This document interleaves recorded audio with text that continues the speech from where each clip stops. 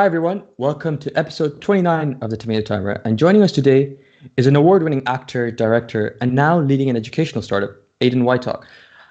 Thank you so much for joining us, Aidan. How are you?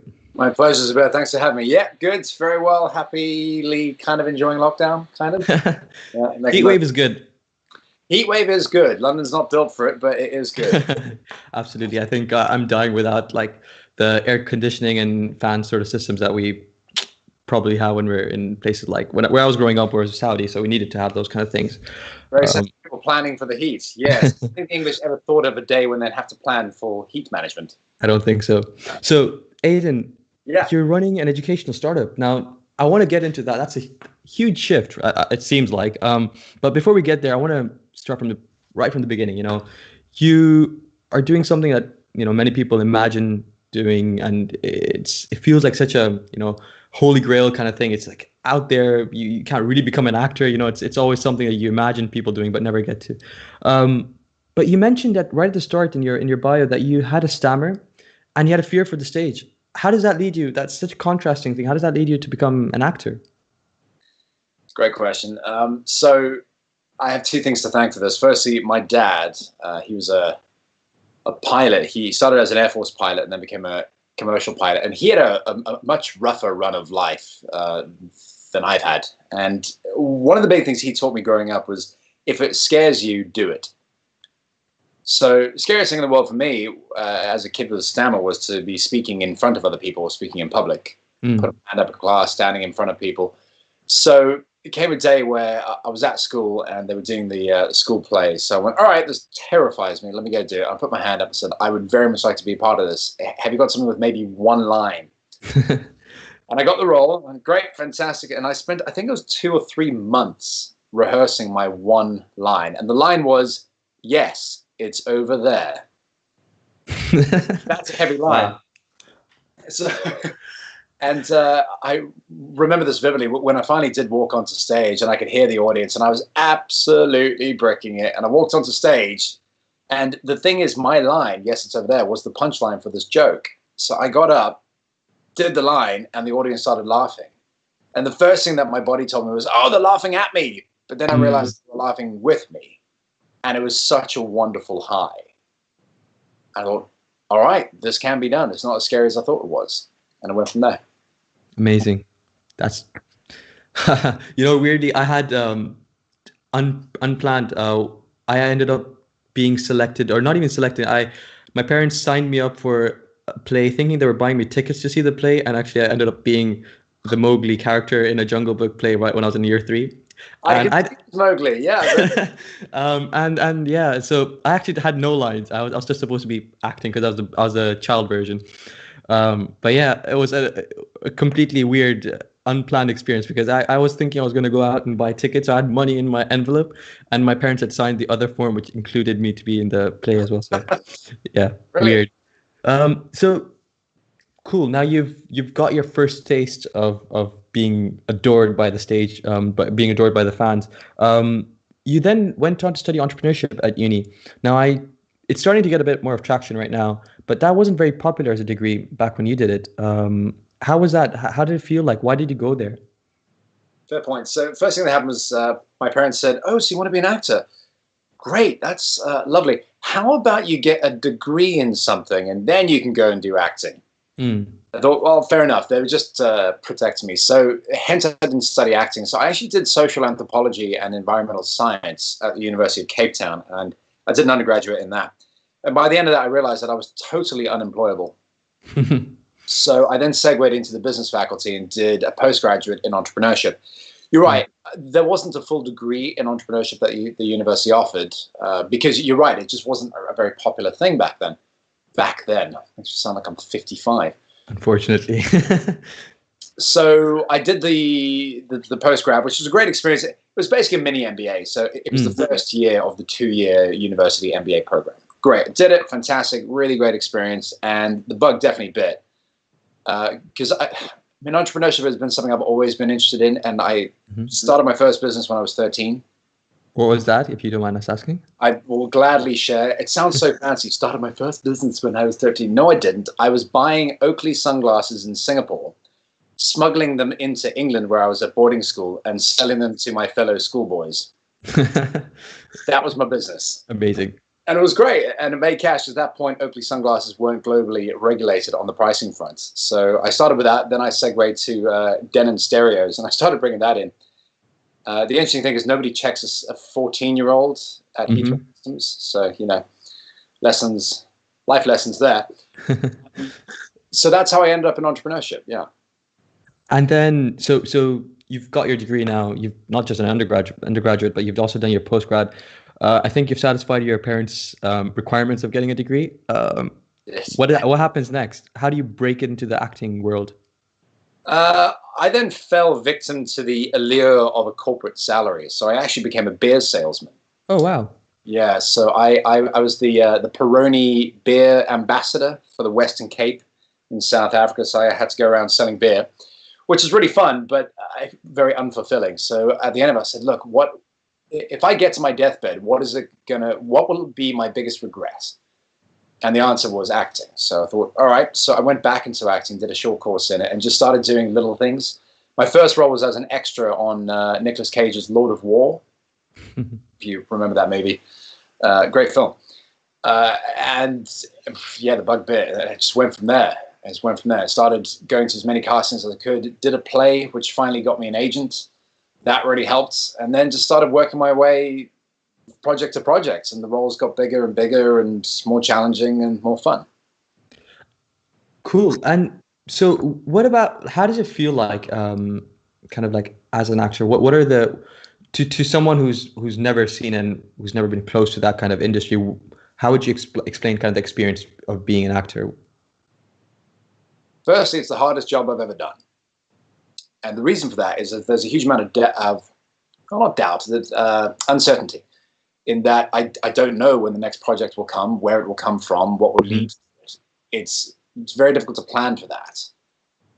There's not like, okay, well, if I do 18 months in this role, then I've got the accreditation that I need to jump to the next step. It doesn't really work like that.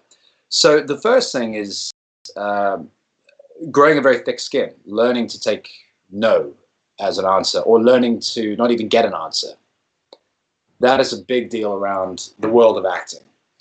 But when it comes to being on set, and when they call action, something happens, and this is why actors do it. Is there's a shift that happens in that moment.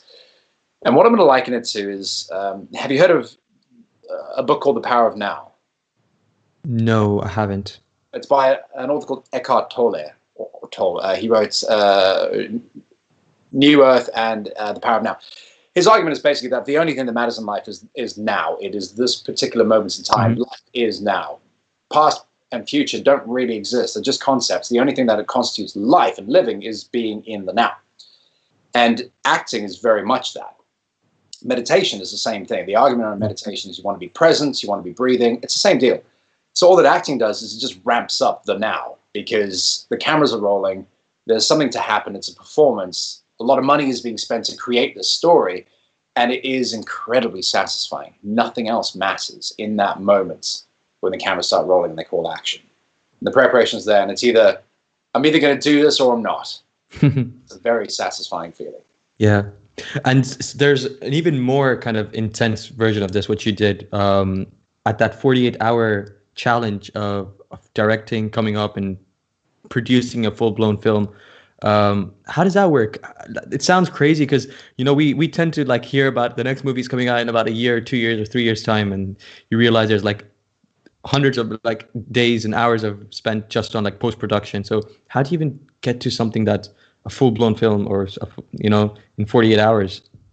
So the 48-hour film project is a global thing. Happens in multiple cities around the world. And essentially what happens is film crews meet at 7 p.m. on a Friday, and they all get given a line of dialogue, a prop, a character, and a genre. 48 hours later, you have to write, shoot, and deliver your final film, which is up to 7 minutes long, 4 to 7 minutes. So it's basically filmmaking as a sport. It's hugely pressurized. Nobody sleeps, so it's 48 hours of straight work. It is absolutely doable.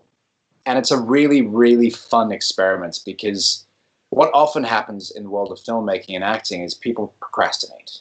Mm-hmm. And that is that creatives can relate to. And also, students can also relate to that in terms of, I'm going to put off revising until the very last moments, and then I'm going to cram it all in. It's the same deal. So what's quite nice about the 48-hour film projects is it says, look, I'm only going to give you 48 hours. You can't procrastinate. You have to get this done. And it's amazing to see what a person is capable of through teamwork. Is a huge thing. You can't do it by yourself. Collaboration and just digging in and going, what can I do in 48 hours? There is no doubt. And that's a wonderful thing. It's a wonderful feeling to not doubt yourself, your idea, or your team. And that is a very valuable lesson that I've pulled through into my businesses and entrepreneurship.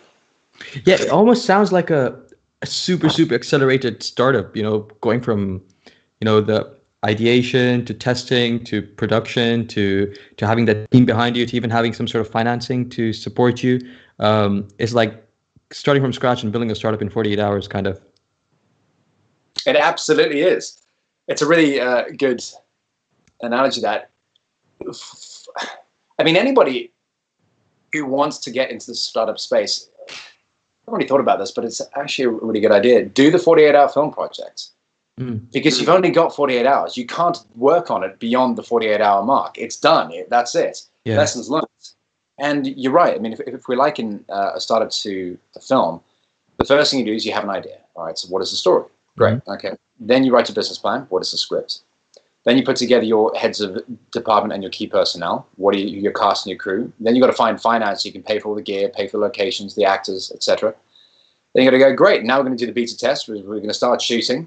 We're going to get all that data back. Now we go, all right, great. Now what do we do with it? Now we've got to go into the edits, and we've got to turn that into a working product, the MVP. Then we refine that edits, and now we've got an actual working, sellable, monetizable product. You put it out and see what the audience does. I love that analogy. Yeah, amazing. Now, so you've gone through this acting career. Now, there's something else happening as you did this as well, right? There's synapses connecting, and you're brainstorming and getting this. Another, I guess, another analogy or another kind of mirrored aspect of things where you're realizing that you're acting and you're doing all this great stuff, but you also realize there's a whole bunch of learning you were doing. You were learning lines, you were having to memorize stuff, and it related stuff back to education. Where did that kind of like aha moment come for you when you realized that what I've been doing is actually a very powerful educational tool as well?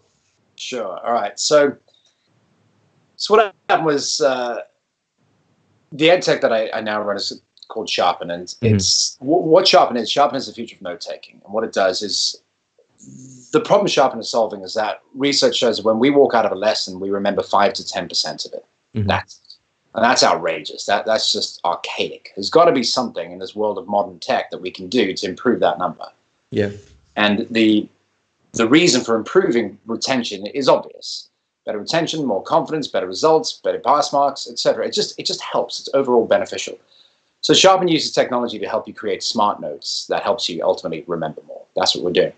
The genesis of the idea came from this. I was learning lines for a show, and the director phoned me up the day before I was shooting. And he said, look, Aidan, we've rewritten the scene. You're going to have to relearn the pages of dialogue in a completely different way. And I thought, I don't know how to do this. All right, great. So I sat there on my couch and went, okay, calm down. Firstly, just calm down. It's okay. It's all right. We're not saving lives here. It's fine. Take the pressure down a little bit. That was the first thing. The second thing was going, all right, how do I ingest 10 pages of information quickly? Now, through acting and through acting coaches, I've learned a bunch of techniques. That means I can get 10 pages off book ready to perform in about an hour. Wow. Which, that's not me being smart. That's just the methodology working, the technique working. And the argument is basically this. So if you have a look at how we stimulate ourselves when we're learning something, right? And if you tie this into a lecture experience when you're taking notes. So you're sitting in a lecture, there's somebody with more wisdom who's talking through concepts, ideas, and that is supported by visual support material, audio support material. We sit there diligently listening, absorbing, ingesting, and we take notes. Cool. What we walk out of the lecture with is the memory and what we put down. That's it. But if you have a look at the stimuli, it's what we're seeing, hearing, listening to, reading, and discussing. But all we're pulling out is just that one element. But surely when it comes to revising, if we stimulate multiple senses, we're going to remember more. And that is how we do it in acting. So what we do is this. And it leads to the points of finding truth in a point that becomes understandable for me. And in doing that, I create my own story and understanding of a concept. What I mean by that is this. Let's say that we take 10 pages of dialogue. What I would do is I would read through it once, just once. Then I hand it over to a colleague, and then we read it again, but I'm not reading it this time. What we'll do is we'll go through each line. I will try and get my line right. Really, let's get maybe 20% right. Maybe. Yeah. But here's what we do. We don't move on until I have understood what I'm saying. It's not about memorizing the line. It's about understanding the line. So what that looks like is we'll do a scene. You'll say something. I have a three-line sentence in response, for argument's sake. I'll try and get that line right. I'm going to get it wrong. You'll then tell me that line word for word, and I'll sit there and just think about it, going, what does this actually mean? What is my understanding of this? And once I give that line back to you in a way that you believe it, it means it's become truthful. So we do this. It's very slow, it's very labored, but by the time we get to the end of the 10 pages and we read through it a second time, I'm 80% off book. And then the third, fourth, and fifth time gets me from 80 to 99, 100%. Yeah. So it boils down to that. So re-stimulating those senses in pursuit of creating truth. It seems like because there's this kind of very common for me when I was studying for exams, is that we get stuck trying to memorize the prose and the structure of a sentence, and more about, not actually the concept behind it, but just how is it written down in those 3 lines. Obviously, as an actor, you need to get that perfectly. But in most cases, for students, we need to understand. And if we can even rephrase it, if we capture that understanding in any possible way and then reproduce it in our final exams, we've done it, right? Yes, there are like intricacies, and you need to not miss out keywords, you need to not miss out key concepts. But it seems like this idea that you're kind of sharing with us is more like, take this sentence and make sure you believe it. Make sure it, as quoting you, make it the truth, make it your truth. And as soon as you do that, you've stripped away the textbook writer who's written it out in a certain way, but actually made it stick in your head. We talked about this in our previous, or a couple of weeks ago, in that book Make It Stick that Ali was mentioning. And it seems like the same ideas of active recall and spaced repetition. Absolutely, yeah. So that's essentially what Sharpen's doing. Is what you're speaking about is peer-to-peer revision, which is this. So what Sharpen does is, if you're watching a lesson online, every time you take a note with Sharpen, you're not just taking a note, you're time-stamping that note to the point in the lesson. Yeah. So every time you take a note, it captures what you're writing, what you were seeing, what you were hearing, and it does the notes. So you're capturing what was also being discussed. Yeah. Now, within that framework, what it then lets you do is get into discussion with your peers.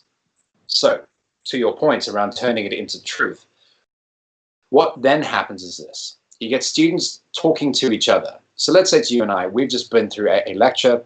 The lecturer then says, all right, Aidan, teach Zubair what I've just taught you. I tell it to you in my own words. Yeah.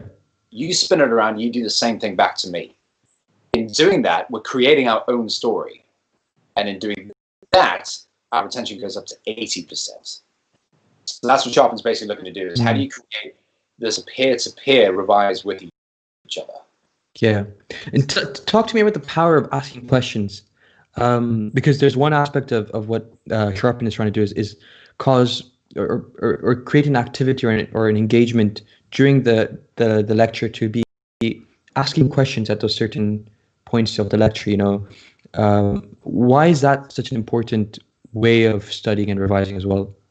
Sure. So just on the functionality side, so people understand how Sharpen does that. Yeah.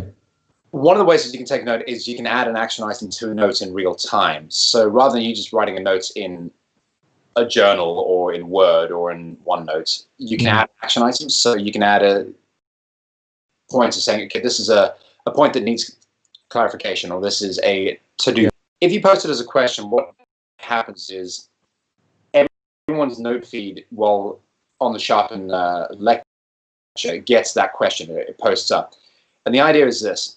Either the lecturer can then respond going, great, thank you for flagging this question, let me clarify.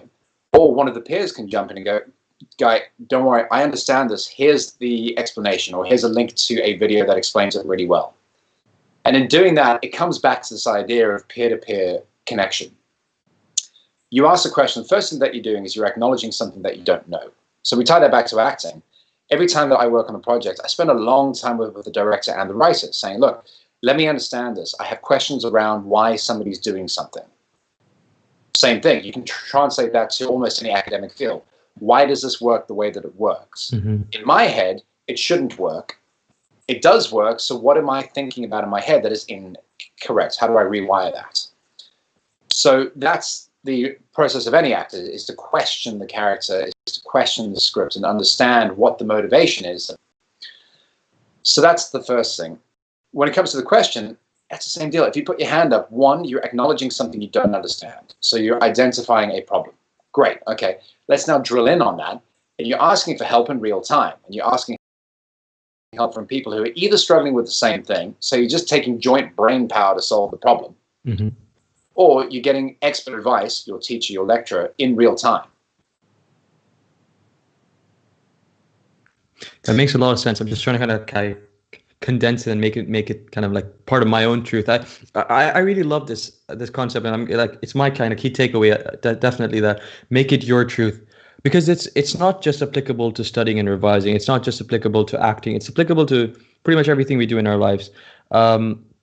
If we need to understand something, unless our brain makes that conceptual abstract journey and fits all those pieces together and it makes sense in our head, it's always a matter of, trying to put a fact in and like kind of like, for me, the visualization is like trying to put two jigsaw pieces together which aren't meant to go together. It just doesn't fit. And what you're saying is, unless you actually spend time and turn that, abstract concept into something that makes sense, whatever, based on whatever experiences you've had, whatever you've been doing, whatever degree you're doing, whatever subject it is, or whether it's not an academic thing or it is, it's about making it your own kind of explanation. And when you do that, I think it's just like this, that's a leaps and bounds worth of jumping in where you will be able to retain and kind of reproduce that content as well. Infinitely so. Somebody asks you to explain an idea, you have to understand what you're saying before you do it. Yeah. That's what it is. Exactly. So Aidan, absolutely love what you've kind of taken your whole kind of acting career and all your experiences, taken your degree, which was on entrepreneurship, and then you've, a couple of years later, you've taken all that and started to assimilate it into a tool that students can use globally. And we're really excited to hear about it. Is there some sort of way we can kind of find out a little bit more about what you're doing or kind of engage with it? Sure. So Sharpen's in very early stages. So we are going into our beta testing next month. Mm-hmm. So if anybody is interested in playing with Sharpen and wants to get involved in the beta, we are looking for people. We're open to individuals. You can drop me an email. Cool. Which is very simple. It's Aidan, AIDAN, @sharpen-app.com. Perfect. We will keep that in our show notes as well so that people can easily get access to it. And that brings us pretty much to the end of the episode because, 25 minutes, we have a deadline as well. So final question. From your perspective now as an actor, when you sit down and watch movies, how is it different for you? Whether it's your own or some other movie, what goes through your head instead of ours? All right, fair enough. So do you know the show Homeland? Yeah. All right, so I did Homeland season 4. And that was shot in my hometown of Cape Town. And when I watched it, I couldn't submerge myself in the story because I couldn't suspend my disbelief, which is the most important part of any director's job. The first thing they've got to do is to get an audience member to suspend their disbelief so that they believe they're watching kids flying around on broomsticks, for example. The problem is when I've worked on a project and I see a location that I've been to socially, or been to in my own life. It doesn't work. So, example, there's a scene in Cape Town that's doubling for Islamabad, and I sit there going, there's a coffee shop on that corner that I go to in Cape Town. They do a great flat white. And then 30 seconds later, there's a chase sequence, and they're going left, right, left, right. And I'm like, I've driven that road. You can't go that way. It's a one-way, for example. So it's quite hard for me to suspend my disbelief. The other thing, if you take something like 1917, which is an amazing movie, technically it's an amazing film, I end up watching technicalities of how they made the movie. How did they move the camera? Yeah. So it's weird. In the technicality of it. Yeah. It's like seeing through a different pair of eyes, it's like kind of the Iron Man thing. And then you see like different things. There's the lighting, there's the camera. Where's that other frame? How's that being shot? Where's the light coming from? Do I see a little dangling wire which is kind of ruining the whole shot? Yeah. Yeah, exactly. Amazing. That was so cool. I'm sure people are really impressed by your journey, but not only that, but like thank you for taking the time to then transform what you've done and all your experiences into something that's applicable to us as students. So thank you so much for your time. Thank you. Thanks for having me. This has been great, and hats off to you and everything that you're doing. It's really impressive. Thank you. It's an amazing community we have behind us. So that's it for today, and we will join you again next week. So bye.